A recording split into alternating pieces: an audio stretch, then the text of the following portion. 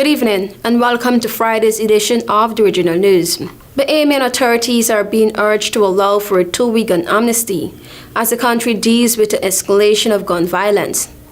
State Minister of Social Services and Urban Development, Lisa Ramin, said Police Commissioner Clayton Fernandez will call for the amnesty and that he would seek a declaration for the amnesty program from Prime Minister Philip Davids.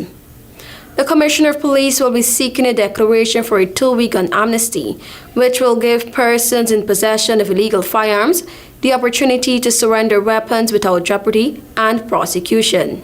Ramin said the initiative is part of the Urban Renewal and Royal Bahamas Police Forces, quote-unquote, Say No to Guns campaign, which is to be launched shortly. She said people who surrender illegal firearms will not be prosecuted, but they would not be rewarded financially. The governments of St. Lucia, Martinique, and Dominica have discontinued tropical storm warnings following the passage of Tropical Storm Brett. St. Vincent and the Grenadines, however, remain on the tropical storm warning. Brett is now 260 kilometers east of St. Vincent and has winds that are near 95 kilometers per hour.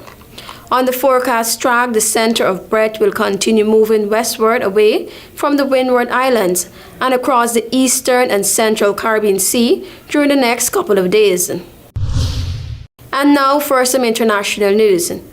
A deep-sea submersible carrying 5 people on a voyage to the century-old wreck of the Titanic was found in pieces from a catastrophic implosion that killed everyone on board, the U.S. Coast Guard said, ending a multinational 5-day search for the vessel.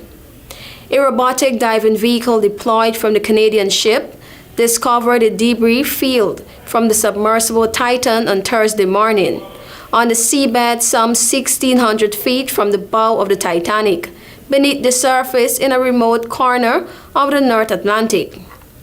The Titan, operated by the U.S.-based company Ocean Gate Expeditions, had been missing since it lost contact with its surface support ship on Sunday morning, about 1 hour and 45 minutes into what should have been a 2-hour dive to the world's most famous shipwreck.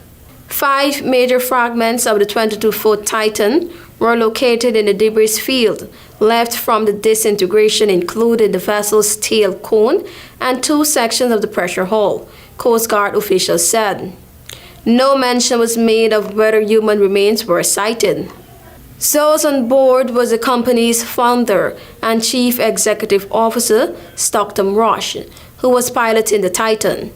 The 4 others were British billionaire and explorer Amish Hardin, 58, Pakistani-born businessman Shanzana Dawood, 48, and his 19-year-old son Solomon, both British citizens, and French Titanic expert Paul Henry, 77, who had visited the wreck dozens of times. Thank you for watching. I'm TIANA.